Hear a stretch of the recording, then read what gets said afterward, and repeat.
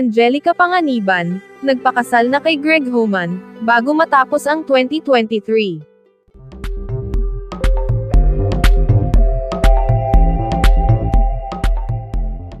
Gumulantang sa publiko ang ilang wedding pictures ni Angelica Panganiban, at ang non-showbiz boyfriend nito na si Greg Homan, na kanyang naibahagi sa kanyang Instagram, sa pagbubukas ng taon na 2024. Tinapos niya ang year 2023, sa pamamagitan ng pagpapakasal sa kanyang partner na si Greg Homan. Sa kanyang post, makikitang walang pagsidlan ng kasiyahan si Angelica at Greg, gayon din ang kanilang baby Bean, o si Baby Amila. Pinaniniwala ang ito rin ang dahilan kung bakit nagkasama-sama muli ang grupo nilang ang Becky, na binubuo nina Angelica, Bella Padilla at Kim Chiu. Oktubre ng taong 2022, na-engage sina Angelica at Greg. Makalipas nga ang isang taon, tulad ng pinakaiintay ng marami, nauwi na sa kasalan ang kanilang pagmamahalan. Si Angelica Charlson o mas kilala bilang si Angelica Panganiban, ay unang napanood sa Love Note noong siya ay edad 6 pa lamang. September 2022, nang maging isang ganap na ina si Angelica sa kanyang baby na si Amila Sabin, na madalas nilang tawaging Baby Bean. December 31, 2023 nang ikasal siya sa partner na si Greg Homan.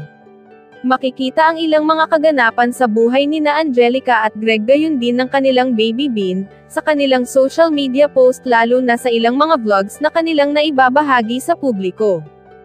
Kahapon lamang ay ganap na misis si Angelica, at ibinandere ni Angelica sa kanyang Instagram account ang kanilang wedding photos, na umani agad ng sandamakmak na likes and comments.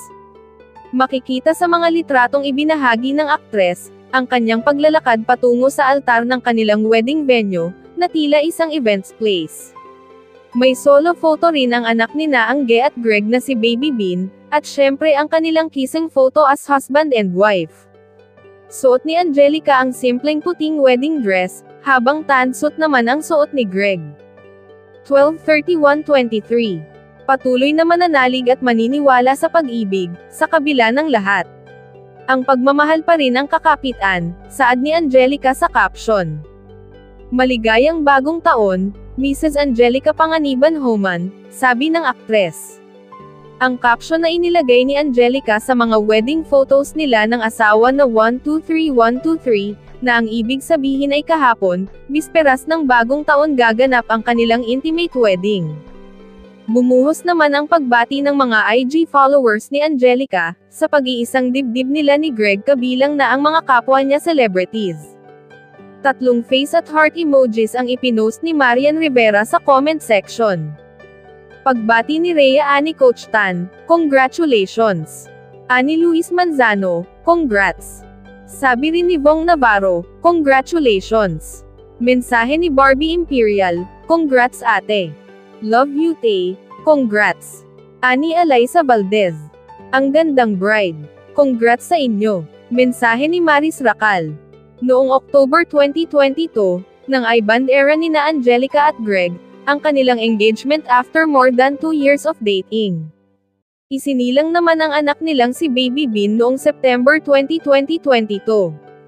Sa vlog nilang, The Homans, in-announce ng engaged couple, na magaganap ang kanilang kasal dito sa Pilipinas early next year. We were going to get married last year, pero we wanted to make Bean a part of it. So we are going to do it early next year. We are looking at places locally to do it. But I am excited for it, say ni Angelica. Pagbabahagi pa ng aktres, parang twice na naming dinilay yung wedding. Last year and this year, dapat aalis kami. Ilang beses naming tinry mag-elope, pero parang ayaw ng mundo na itago namin. Malakas magdasal yung mga kaibigan at ang family members namin. So ngayon mukhang matutuloy na siya. Meron na kaming save the date, sinabi na namin siya sa mga kapamilya namin abroad, para makapagtipid na sila, makapag-ipon na. So, sa mga friends namin na sobrang busy yung schedule nila sa life, marami silang commitments, inunahan na namin sila na isave na yung araw na iyon, aniya pa.